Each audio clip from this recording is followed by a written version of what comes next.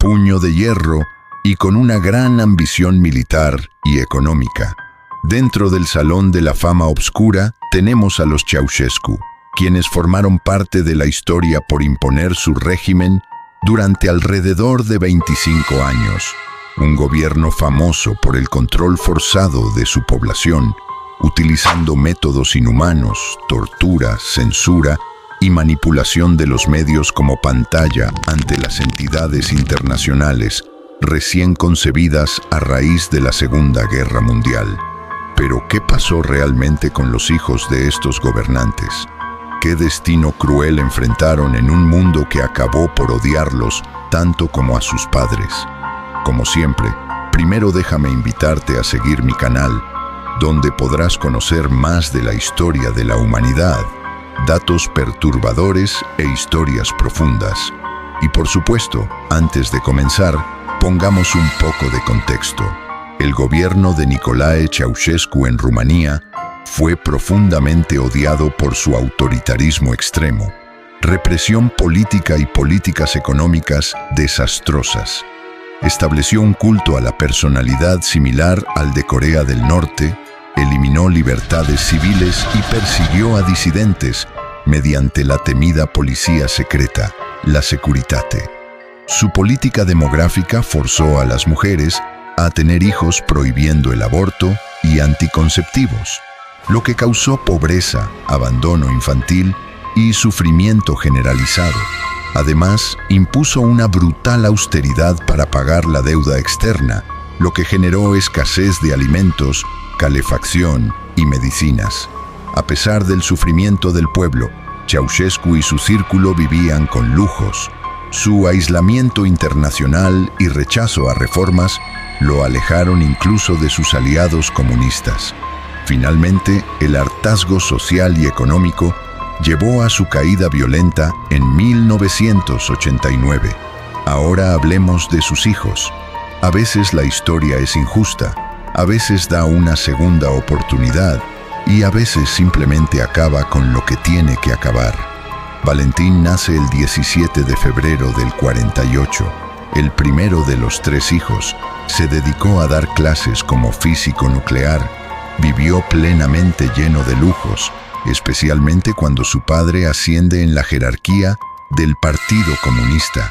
A este hijo, la historia lo puso del lado de la ciencia y no de la política, por lo cual, esta falta de interés lo alejó de cargos públicos. En realidad, su vida fue relativamente tranquila, alejado de todo lo relacionado al régimen en la medida de lo posible. Contrastando con Valentín, Zoya, la segunda hija, es totalmente lo opuesto a él, dado que ella sí se llegó a interesar en los lujos, en la política y en la ambición familiar. Nació en el año 49, en plena consolidación comunista en Rumanía, y naturalmente sintió más apego por Elena, su madre, quien figuraba como la personalidad autoritaria dentro del núcleo familiar. Por justas razones, se presume que ella era quien manipulaba a su propia familia, pero son solo rumores.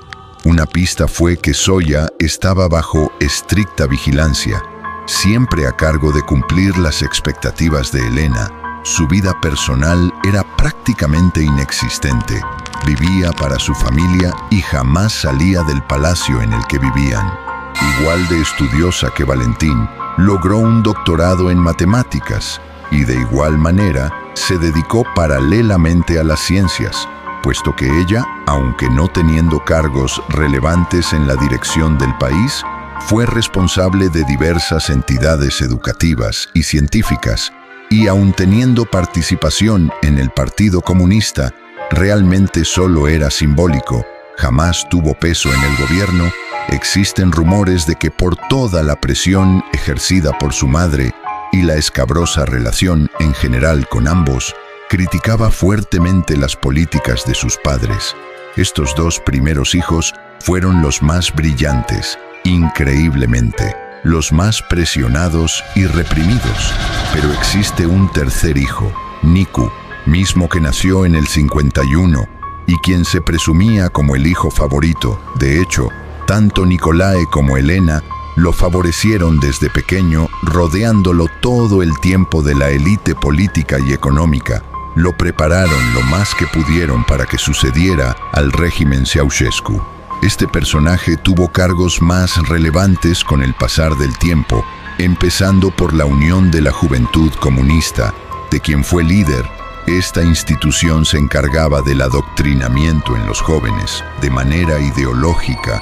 Plantaba en las escuelas la forma de pensar, cómo dirigirse al régimen, concientizar sobre lo que se podía o no se podía decir o hacer. Fue miembro del Comité Central del Partido Comunista Rumano, donde tomaba decisiones de alto nivel junto con su padre. Sin él presente, tenía limitaciones en su poder ejecutivo. Posteriormente y en la cúspide de su carrera política, fue primer secretario del partido en Sibiu de 1987 a 1989.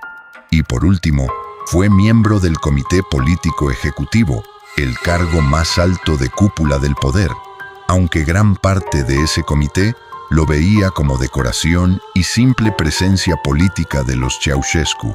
Sin embargo, este personaje resultó igual de retorcido que sus padres.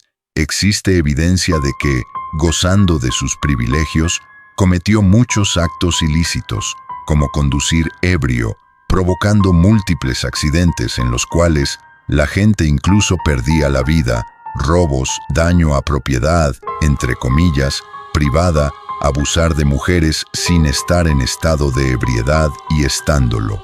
Todo este plan para continuar con el régimen comenzó a irse para abajo, en cuanto los múltiples gobiernos comunistas de Eurasia comenzaron a caer para 1989. Este es el comienzo de la caída de los Ceausescu y el comienzo del brutal destino que enfrentarán los hijos. A finales del año 1989, en diciembre, se desata la revolución tras un mitin al que había convocado Nicolae para intentar calmar la tensión que existía en la clase obrera principalmente, aunque sin mucho éxito.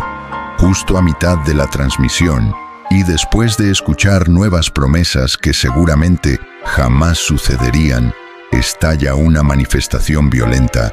Nicolae, en respuesta, ordena al ejército apaciguar por cualquier medio posible a los manifestantes, sean violentos o pacíficos.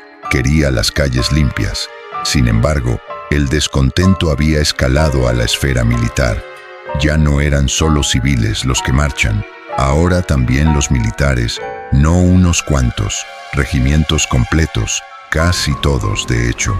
El caos es tal que los Ceausescu, Nicolae y Elena se ven forzados a huir en helicóptero, sin éxito, pues a mitad de su huida escuchan por la radio que se derribará todo vehículo aéreo que no esté autorizado, obligándolos a seguir a pie. Demasiado pronto fueron engañados y acorralados por la policía, quien los deriva a un tribunal militar en el cual son sentenciados a fusilamiento sin oportunidad de réplica o defensa, sentencia directa. Además, para garantizarle al pueblo de que el régimen había acabado, retransmitieron por televisión nacional el fusilamiento de ambos. 3 días después de esto, todo el pueblo rumano celebró su primera Navidad real después de décadas de control y miedo, de perder familiares a manos del gobierno corrupto. Entonces, el destino empezó a cobrar factura sobre el resto de los Ceausescu. Los hijos pasaron por diferentes circunstancias, y lo que dijimos antes, a unos la historia los perdona, a otros la historia los acaba, y a otros simplemente los deja impunes. El 25 de diciembre, Valentín fue arrestado sin presentar ningún tipo de resistencia, y al no tener ningún nexo con el régimen, fue tan solo encarcelado durante 1 año. Él sabía que solo por el apellido era objetivo para las fuerzas revolucionarias con resentimiento, por lo cual aceptó su destino con dignidad en la prisión de Rahova, junto con su hermana Zoya, misma que, así como Valentín, no opuso resistencia, y de hecho, ella ya esperaba que sucediera. El nuevo gobierno, Al ver que su conexión con la política no era estrictamente estrecha, no supieron qué hacer con ellos. Así es que su destino fue simplemente una prevención. Pero a diferencia de estos dos, la dramática diferencia con Nicu fue notoria al instante, por no solo mostrar una severa resistencia al arresto. Să țineți minte acest moment.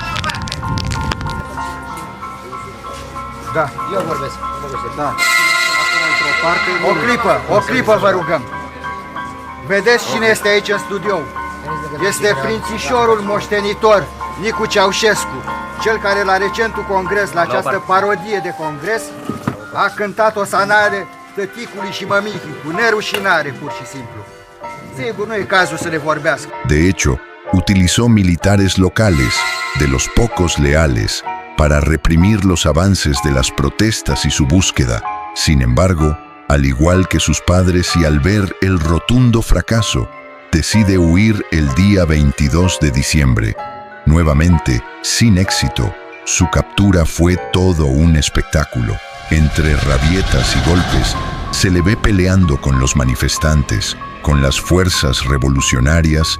Esto sucede en Sibiu, donde lo juzgaron por acabar con la vida de múltiples grupos de manifestantes. Pasó el tiempo después del arresto de los Ceaușescu y cada uno se enfrentó a nuevos escenarios tras su liberación. Por un lado, sorpresivamente, Zoya sufre de una fuerte depresión. Intentó regresar a la vida académica. Sin embargo, por su historia y la situación propia del país, las oportunidades eran escasas. Su vida pública se reflejó con dignidad, pero su vida privada solo iba empeorando. A los 49 fallece de cáncer en el Hospital Fundeni de Bucarest, muerte que fue atribuida a la depresión y a un efecto postraumático a causa del fusilamiento de sus padres y la repentina destrucción del mundo en el que vivía. En otro lado, Nicu, a quien la historia decidió dar una segunda oportunidad, después de lo que le hizo a su nación, inicialmente sentenciado a 20 años, solo sirvió 4. Fue liberado por razones médicas. A causa de su adicción al alcohol, fue diagnosticado con cirrosis. Tras esta noticia, su salud solo iba empeorando. Trató de rehacer su vida, dando conferencias y charlas en las que defendía a su padre y al régimen. Y por esto, sumado a la cirrosis que ya venía afectándolo demasiado rápido, 4 años después de su liberación y a tan solo 7 de aquella revolución, fallece en el Hospital General de Viena a los 45 años. Fue a Austria buscando conseguir un tratamiento para su enfermedad, pero inevitablemente y por las atrocidades en contra de la humanidad, muere. Valentín, el más neutral de los tres, él aceptó con integridad la prisión, fundamental para esperar la estabilidad política en el país. Para él, fue fácil readaptarse a la sociedad, vivió tranquilamente. Lo más llamativo que hizo fue haber realizado diversas batallas legales para reclamar unos bienes de la familia como libros, objetos personales. Él siguió su carrera como científico y jamás volvió a mencionar el tema del régimen, por lo que se ganó que lo vean como una figura apolítica. Recuerda que la historia puede perdonarte, darte una segunda oportunidad. Puede quitarte todo, incluso la vida. Pero eso depende de cómo lleves tus duelos y que aprendas de las lecciones que te pone enfrente. Nos vemos en el siguiente video con más historias perturbadoras y con personajes entrañables.